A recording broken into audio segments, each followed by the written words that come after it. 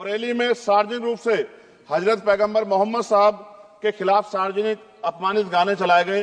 क्या सर मुसलमानों की धार्मिक आस्था का सम्मान नहीं होना चाहिए? उनका भी तो आजादी में योगदान है। संभल की हिंसा में सर 74 लोग गिरफ्तारी हुई है और वहां के मुस्लिम डर के साए में है।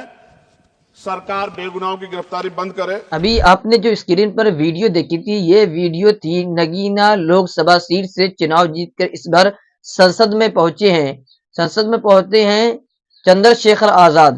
उन्होंने किस तरीके से मुसलमानों के हक के लिए आवाज उठाई और किस तरीके से बरेली के अंदर हुजूर पाक सल्लल्लाहु अलैहि वसल्लम की शान में आपत्तिजनक वाले गाने बजाए गए, जिसमें आपत्तिजनक वाले शब्द को इस्तेमाल किया गया, वो गाने बजाए गए और संभल के मामले पर भी क्या आवाज उठाई है चंद्रशेखर आजाद ने।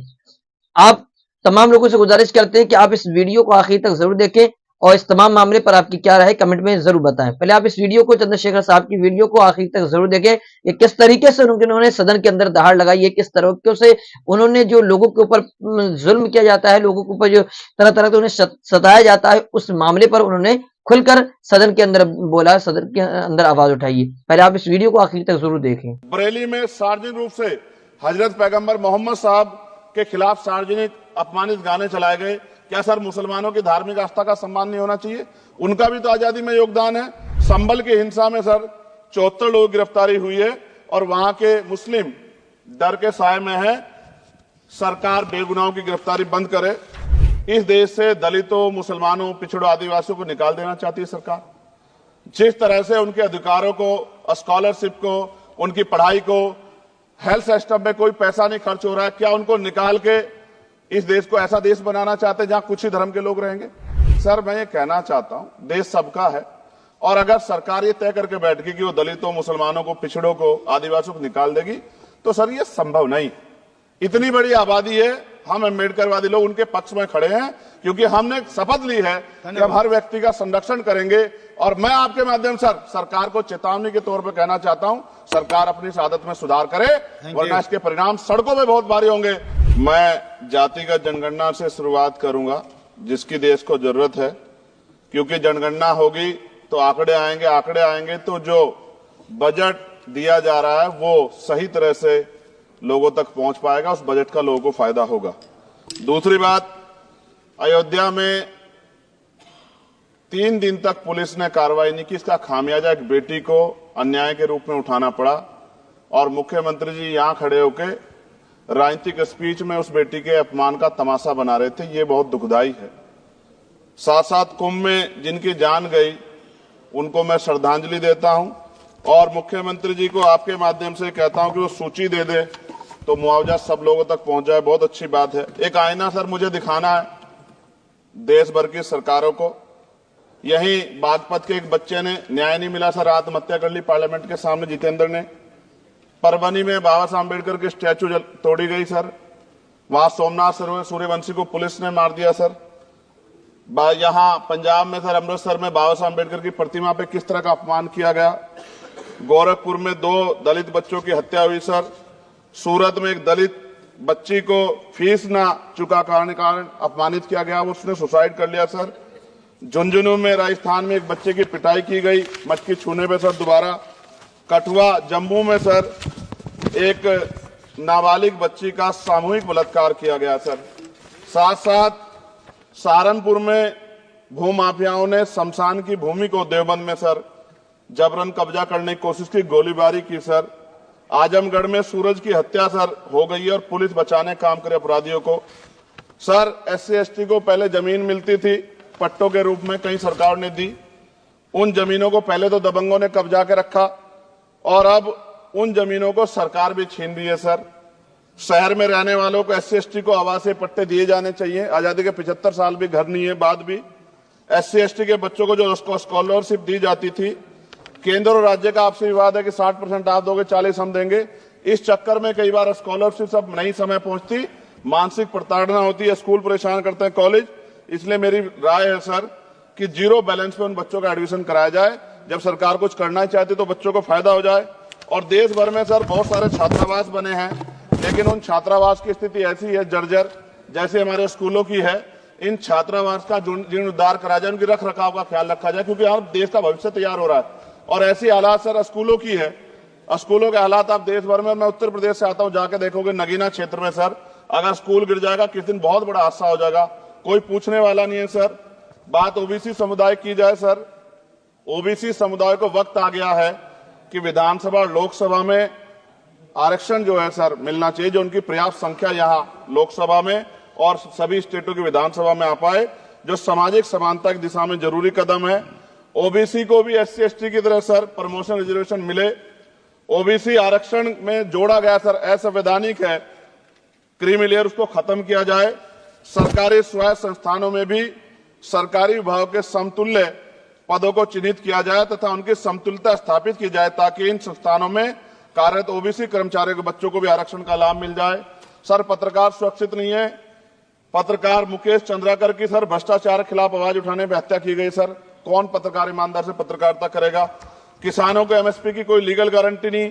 एक बड़े किसान है दल्लेवाल जी, 69 दिन से सर जीवन और मौत के बीच आमरण अनशन पे है कि अब तक किसी दिन उनकी जान चल जाए, सरकार को संज्ञान लेना चाहिए। सर माइनॉरिटी की बात करूंगा, धार्मिक आस्था की बात है, हम तो सभी का सम्मान करते हैं क्योंकि हमने शपथ ली है, हम संविधान को मानने वाले लोग हैं। लेकिन सर बड़ौत में भगवान आदित्यनाथ निर्वाण लड्डू पर्व के दौरान दुर्घटना हुई, 8 लोगों की जान चली गई, श्रद्धालुओं की 75 घायल है, सरकार ने संज्ञान नहीं लिया। अयोध्या की तरह उनको मुआवजा दे देते तो उनके मन में भी जो माइनॉरिटी है पीड़ा जो है वो खत्म हो जाती।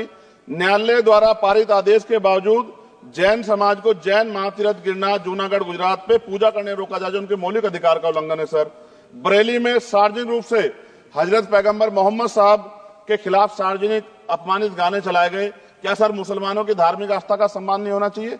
उनका भी तो आजादी में योगदान है। और इनको अपराधियों किसका संरक्षण है कि खुलेआम इस तरह गाने बजा के अपमानित कर रहे हैं? संभल की हिंसा में सर 74 लोगों की गिरफ्तारी हुई है और वहां के मुस्लिम डर के साए में है। सरकार बेगुनाहों की गिरफ्तारी बंद करे। महाराष्ट्र में सर चंद्रपुर जिला पड़ता है, मैं अभी गया था, तालुका चिमूर में ताडोबा फॉरेस्ट में संग्रामगिरी पहाड़ पर बौद्ध स्थल है सर, बहुत पुराना। वहां बौद्ध भिक्षु को सरकार बिजली नहीं देती, रास्ता नहीं देती और इतनी बुरी हालत में उनकी धार्मिक आस्था क्या है सर? तथागत बुद्ध की ज्ञान स्थली होने के कारण बोध गया में बौद्ध धर्म के अनुयायियों के लिए जो बहुत महत्वपूर्ण स्थल है सर, इस स्थल पर अवैध कब्जा हटवाकर बौद्ध धर्म के अनुयायियों को सौंपा जाए। उनमें बड़ी चिंता, देश विदेश से लोग आते हैं, तो यहाँ हमारे देश की छवि भी खराब हो रही है। और अभी 12 फरवरी को सदगुरु रविदास जी महाराज की जयंती है और 14 अप्रैल को बाबा साहब अम्बेडकर की, 11 अप्रैल को राष्ट्रपिता ज्योतिबा फुले। इनको मानने वाले लोग नए कार्यक्रम करना चाहते हैं। अभी जिस विचार की सरकार है सर, वो तो कोई कार्यक्रम कर लें, लेकिन अगर ये कार्यक्रम करना चाहते हैं तो इनको कोई छूट नहीं है और नई परमिशन नहीं मिल रही। खत्म करूंगा सर, अंत में थोड़ा सा और रह गया सर, इसको खत्म करूंगा। लेकिन सर मैं जानना चाहता हूं, क्या सरकारी पैसे पे एक ही धर्म का अधिकार है? दूसरे धर्म के धार्मिक आयोजनों पे अभी कुंभ में 7,500 करोड़ रुपए खर्च किया आपने। आप रविदास जयंती पे कितना खर्च करेंगे? आप 14 अप्रैल को डॉक्टर बाबा साहब अम्बेडकर जिनकी जय जयकार होती है, उन पे कितना खर्च करेंगे? और उनके विचारों को आगे बढ़ाने के लिए आप क्या सहयोग करेंगे? ये सवाल बहुत बड़ा है।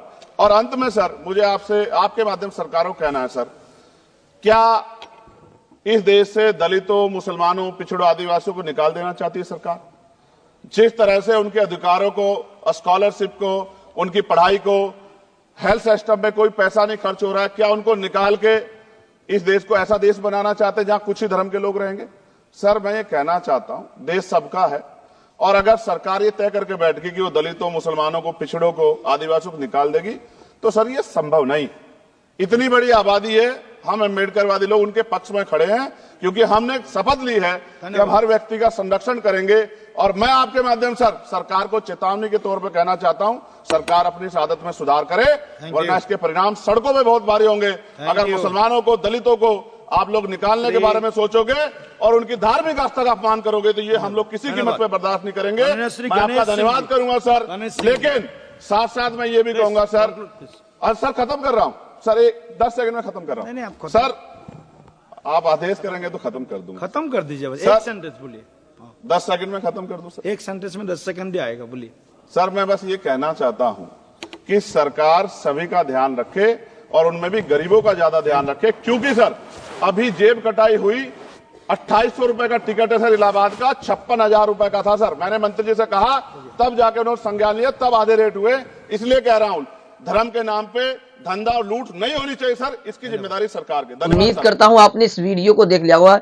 ये थे चंद्रशेखर आजाद, जिन्होंने संसद के अंदर ये मुद्दे गिनाए और ये बातें गिनाई कि किस तरीके से कि मुल्क हिंदुस्तान के हालात नजर आ रहे हैं, किस तरीके से मुसलमानों को टॉर्चर किया जाता है, मुसलमानों के प्रॉफिट, मुसलमानों के पैगंबर को लेकर इस तरीके से आपत्तिजनक बातें, आपत्तिजनक गाने बजाए जाते हैं, उन्हें ठेस पहुंचाई जाती है। इस तमाम मामले पर आपकी क्या राय है, कमेंट बॉक्स में जरूर बताएं। वीडियो को आखिर तक देखने के लिए तहे दिल से शुक्रिया। चैनल पर पहली मर्तबा तो चैनल को सब्सक्राइब करके बेल आइकन को जरूर प्रेस करें, ताकि हर नई आने वाली वीडियो की नोटिफिकेशन आप तक जरूर पहुंच सके। फिर मिलते हैं अगली वीडियो में, जब तक के लिए अपना और अपने परिवार का ख्याल रखें। अल्लाह हाफिज।